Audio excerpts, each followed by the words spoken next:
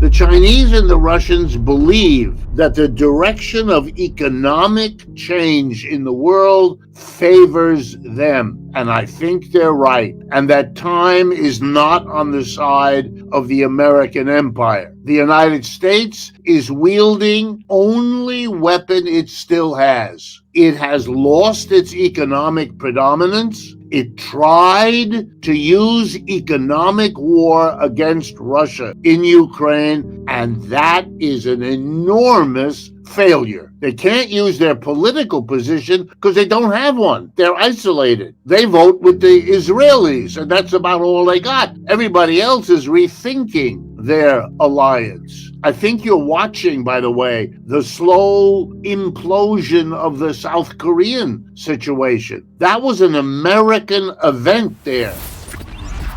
As best I understand, the Americans had put pressure on the South Koreans to deliver huge amounts of ammunition, 155 millimeter artillery shells, to Ukraine because nobody else can do it. The South Koreans have the machinery and have the stockpiles. But the parliament in South Korea is left-wing, and they will not permit the shipping of artillery shells for Ukraine. So the only way to get that done was for the president to do what he tried to do, declare martial law, disband the parliament in South Korea so that he could govern and do what the Americans want. Not only did this not happen, he's about to be kicked out, and the parliament is there. This is a defeat for the United States. South Korea is, I don't know, 7th or 8th largest economy in the world. It's a very serious business, what's going on there. And it will transform Asian politics. You know, China, Japan, South Korea, Philippines, that all changes. So the next step for China and Russia will be to formalize the BRICS as not only an economic alliance, but a military alliance. And they will do that because the United States has shown that having lost its economic weapons, having lost its political, global, ideological position, all it has left is its military superiority, and it's trying to use that, and it's not going well. That's the reality.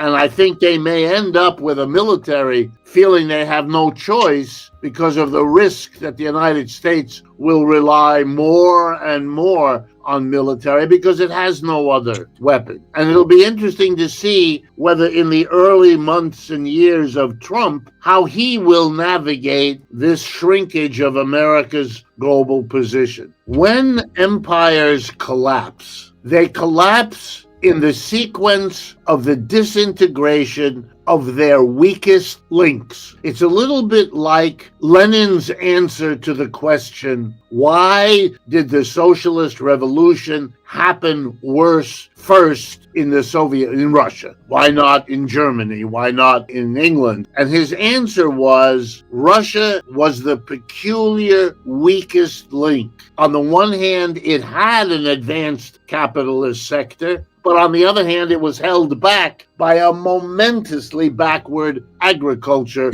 which was 95% of the people in 1917. So it had peculiar qualities. And remember, Lenin devoted a book called The Economic History of Russia to explain to the people why Russia was the weakest link. I think Syria was a very weak link. Assad only controlled Damascus. You could see with Homs and Hama, the two other big cities, Aleppo, he controlled nothing there. It was a fakery what he controlled. And South Korea, for me, is another, it's not holding. And you're going to see odd places like South Korea and Syria. And what's going to show up is that they are, each of them in their way, the weak link that can't handle the deepening contradictions. And here's an irony. I think the next one may be the biggest shock and surprise of them all. And that's Western Europe. The Europeans are being caught in an impossible situation. They will have paid the biggest economic and political price for the war in Ukraine, which they are going to lose. They can't hold on. The United States will not hold on. Ukraine will disintegrate, more or less, and they will have paid a price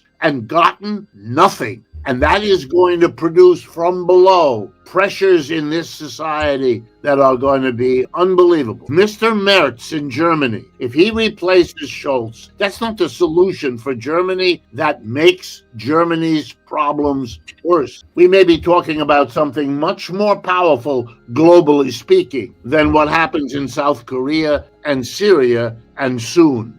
I do know that the Chinese have accelerated the development of their military far beyond what they used to do, even when they were already becoming a global power, if nothing else to push the United States away from their border there in Taiwan and the South China Sea and so on. But I think they have resources. If you exclude nuclear war on the grounds that it's self-defeating, then let's remember the G7 have maybe 10% of the world's population, and the BRICS have 60%. Who's going to fight a conventional war with troops and bodies and people? I mean, it's horrible to contemplate, but there is a disparity here which the United States ignores at its own peril. If it makes an enemy out of 60% of the people, what kind of a victory have you established? You may destroy the buildings, you may destroy the economy, but you got all those people who hate you, who see you as the worst thing there is on earth. We have been commenting that the Israelis are undertaking a program of dominating the Middle East that will produce an entire century of people who have lost their family members to the Israelis and will not forget this. Is that worth it? Do you realize how much you're going to pay for all of this? And I think it's going to surprise a lot of these societies on both sides, countries on both sides, how this plays out. I don't see that the cards are that well aligned in the West. I would even argue that part of the reason you have a Trump phenomena is that, without being explicit, it is a recognition that what they've been doing doesn't work. When Trump rails that the Democrats are the party of endless war, it's a little bit of the recognition that this is not working. And they can do all the skullduggery they want, all of the nasty secret, but that is much easier for Russia and China to replicate, because partly they already do, and they can ramp all of that up. That's pretty easy because it all happens below the radar. You're not talking about the old colonial days when you have a gun and those people don't.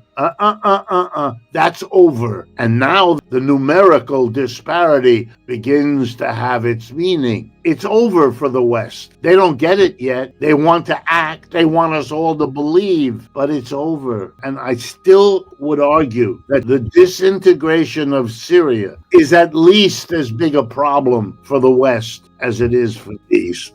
All of the heterogeneous nature of the BRICS, the odd countries that are getting together, that very oddness tells you that there's something bigger going on, that these people are being carried along even though they don't fit together very well. And yet they are becoming de facto allies of Russia and China. The war in Ukraine, as Defense Secretary Austin said at the outset, early in 2022, was designed to weaken and hopefully break up Russia. That is a colossal failure in terms of what it has done, in my judgment, in terms of bringing Russia, China, India, and the whole BRICS forward by several orders of magnitude in a much condensed period of historical time. And the United States can't get out of this war because it is so counterproductive to what it's trying to do. It's shown the whole world that the Russians have military capability no one would have ascribed to them before.